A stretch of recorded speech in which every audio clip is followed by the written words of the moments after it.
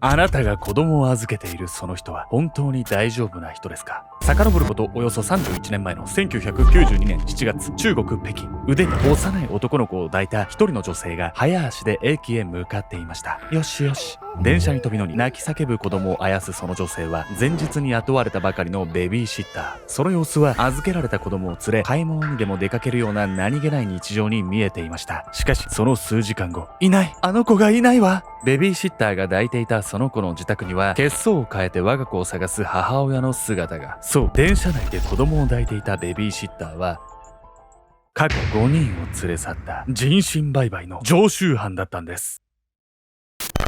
ベビーシッターになりすまし5人の子供を人身売買に利用した女。彼女はなぜ極悪非道な犯罪に手を染めてしまったのか。その犯行は運命に振り回され続けた彼女の最後の賭けだったんです。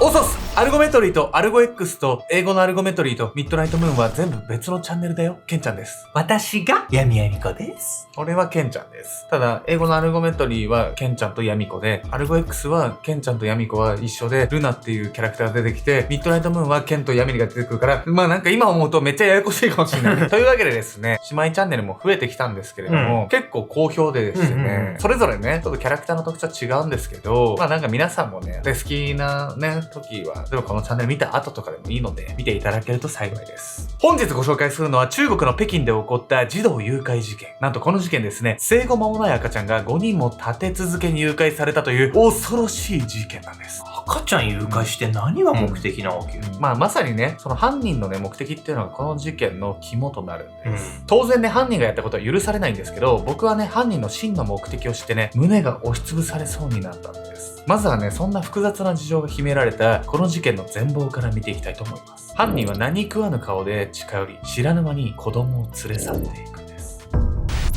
児童連続誘拐事件。遡ることおよそ31年前の1992年7月、中国北京。一人の若い女性がとある一軒家のチャイムを鳴らしました。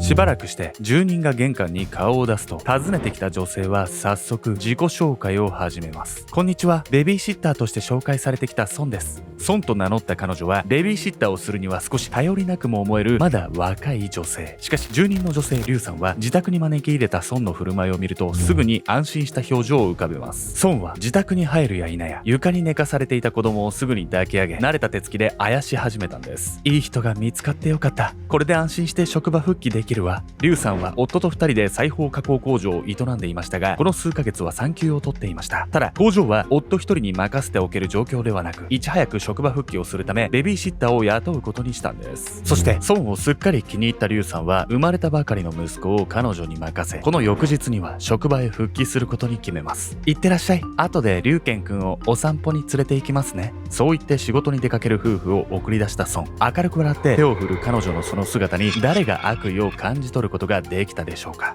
ここまでだとなんかすごいいいシッターさんに見えるんだけど、そんなことはない、女性がね、安心して出かけたその日のうちに事件は起こってしまう。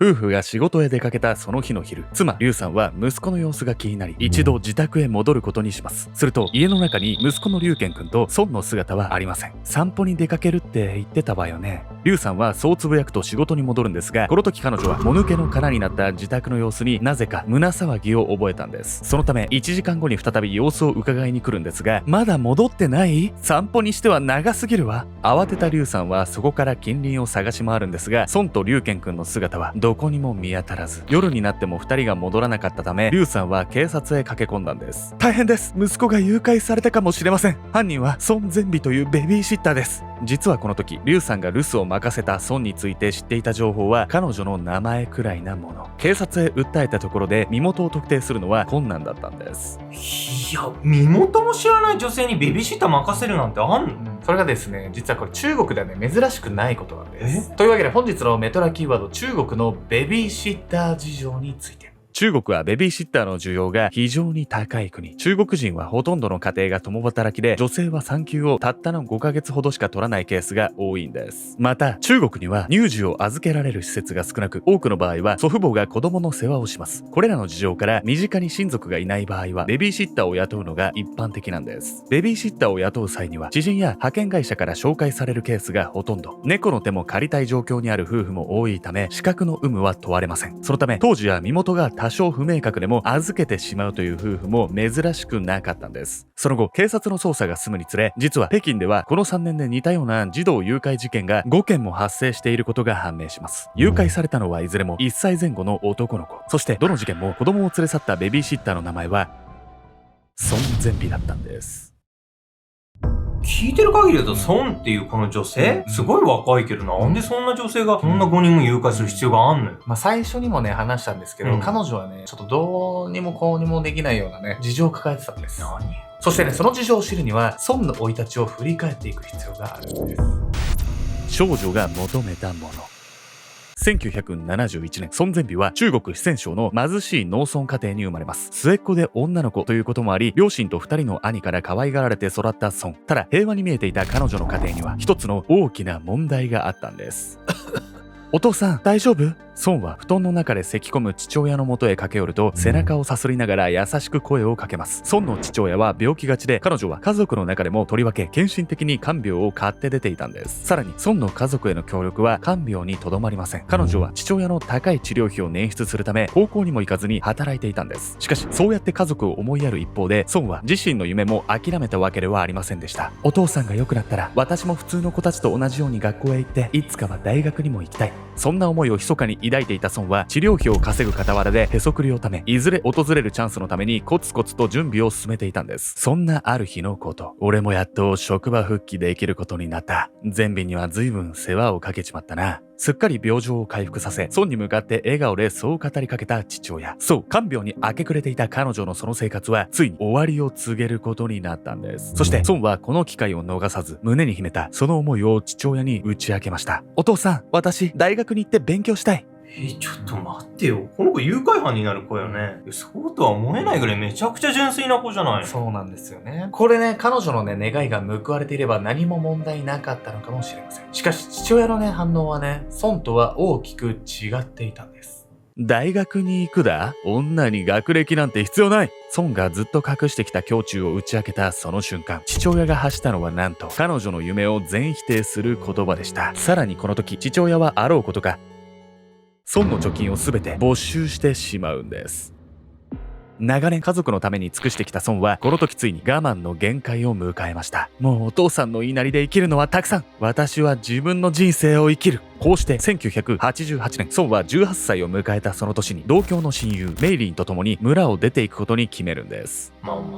お父さんにちょっと貯金取られちゃったのは許しがたいことだけど、でも孫の選択自体は間違ってないと私は思うわよ。そうですね。ここまでのね、行動っていうのは全然間違ってないと僕もね、思うところはあるんですけど、でもね、都会にはね、そんなね、夢を若者をつけ入る闇の世界があるんですよ。闇の世界。俺もあんま知らんけど。いろんな勧誘があるわよね。勧誘、誘惑、騙し騙され。本当はもう汚いよ、都会は。東京ですけども。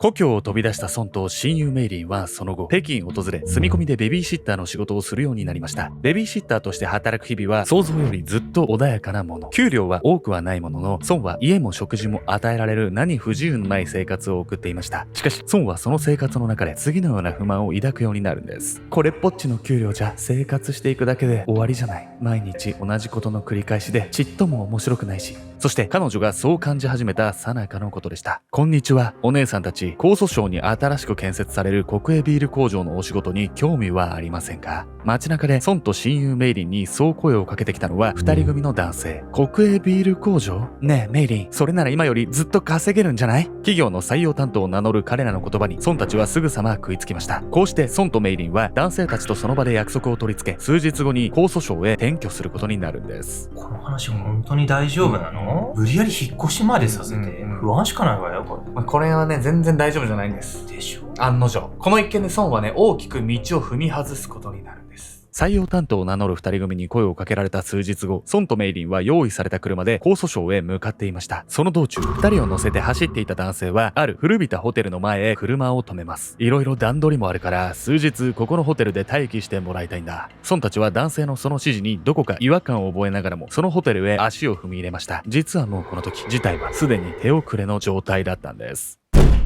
勢いよく扉が開かれたかと思うと、ソンと親友メイリンが待機しているその客室へ乗り込んできたのは、採用担当の男性とは別の見知らぬ男。誰？動揺するソンをよそに、男は親友メイリンの体を乱暴に掴み、部屋から引っ張り出そうとします。何するのよ！突然の出来事に驚き、必死にソンに助けを求めるメイリン。ソンもとっさの判断で男にしがみつき、強引に引きずられていく彼女を引き戻そうとしますが、男はソンを力強く突き飛ばすと、親友メイリンを引きずってそのまま部屋を出て行ってしまうんです。一体何が起こっているの？そうやって彼女が取り乱していると、今度は客室へ採用担当を名乗っていた二人組が姿を現しました。さらに彼らは状況をつかみきれずにいるソンに向かい、一言吐き捨てるようにしてこう言ったんです。お前の友達はこれから売り飛ばされんだよ。そう、ビール工場の採用担当を名乗ったその男たちは紛れもなく人身売買を行う裏の組織の人間でした。そしてその日、ホテルに一人取り残されたソンはそのままこの男たちに侵されてしまうんです。いや、こんなこと実際にあり得るの？怖すぎない？ちょっと。本当にね、純粋に夢を追いかけてきてね、都会に出てきたこの女性にとってはもう悪夢みたいな出来事ですよ。そしてソンはですね、ここからね、裏組織の人間とやり取りをするようになってしまうんですけど、そうした中で浮かんだある考えから、組織の人身売買に加担するようになっていたんです。最後の賭け。親友が売り飛ばされた数日後、ソンは裏組織の男、ソウ・ショウヘイの下で家政婦として働くようになりました。ここまで散々な目に遭ってきたソンは完全に心を閉ざし、ショウヘイに対しても警戒心むき出しの態度で接していたんです。しかし、ショウヘイはその他の裏組織の人間とは少し違っていました。彼は女性を粗末に扱うことを嫌い、さらってきたソンにも望むものを買い与えるなど、決して悪くない暮らしをさせていたんです。そんなショウヘイの振る舞いを見るうち、ソンはある思考を巡らせるようになっていました。もうこれしか方法はない。ここからほどなくしてショウヘイに急接近したソンは彼と肉体関係を持つようになります。何やってんのにソン、これもう自暴自棄になってるじゃない。実はね、これ彼女のね、作戦なんです。このようにしながら、ソンはショウヘイの身の回りの世話をする女性の中でも、いつしか彼の一番のお気に入りの立場を手に入れていました。そんなある日のこと。ねえ、赤ん坊は高く売れるのよね。突拍子もなくそう口にしたソンに一瞬あっけに取られたショウヘイ。しかし彼はすぐにこう切り返します。男の子なら高く売れる。そしてこの言葉を聞いたソンは、ショウヘイの元へ来てからずっと企てていたその計画をついに口にするんです。私が男の子を5人誘拐してくる。そしたら、私と親友を自由にして。そう、ソンがショウヘイに取り入ったのは彼のお気に入りとなることで連れ去られてしまった親友を救い出すためだったんです。ソンはその決心と同時に罪悪感を拭い去るかのように心の中で何度もこう繰り返していました。メイリンを取り返したら誘拐した子供全員の居場所を警察に伝える。後で返すんだから大丈夫。何も問題ないわ。いや、問題大ありじゃないのよ。もうなんか後で返すとかそういうんじゃなくてね、もう犯罪ですからね。こうしてね、悪の道に身を委ねることになってしまったソン。最終的に彼女と親友は一体どのような運命をたどることになってしまったんでしょうか。たどり着いた結末。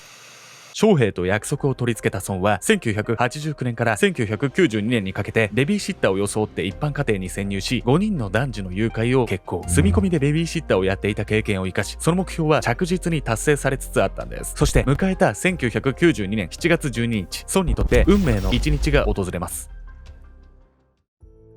5人の誘拐は成功させた。あとは人身売買のお金さえ入れば、私もメイリンも自由になれる。あとちょっとなんだ。この日、ソンは東海県のある村へ人身売買の代金受け渡しに訪れていた。買い手の男とのやり取りはすでに終わり、あとはショウヘイの元へ金を持って帰るだけ。そう、ついに自分と親友を解放するというショウヘイとの約束が果たされる日がやってきた。高揚する気分とともに自然と足早になっていくソン。その時だった。お嬢さん、ちょっと職務質問させていただいてもよろしいでしょうか。先を急ぐソンを呼び止めたのは村で張り込みをしていた警察官。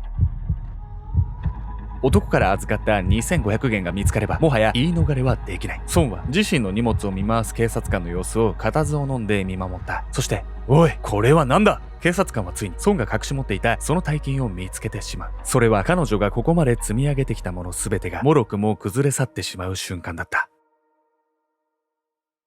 逮捕された孫は人身売買への加担はすぐに認めたものの、売った子供は実の兄の子だと主張。一連の誘拐事件への関与は固く認めようとはしませんでした。しかしそんな悪あがきも虚しく、警察はその後の捜査で5件の誘拐事件全てが孫の犯行であることを暴きます。結果として誘拐された5人のうち1人は病気で亡くなってしまっていましたが、残りの4人は無事両親の元へ返されることになりました。こうして迎えた1993年6月3日、孫はついに判決の日を迎えることになります。彼女に下された判決は死刑。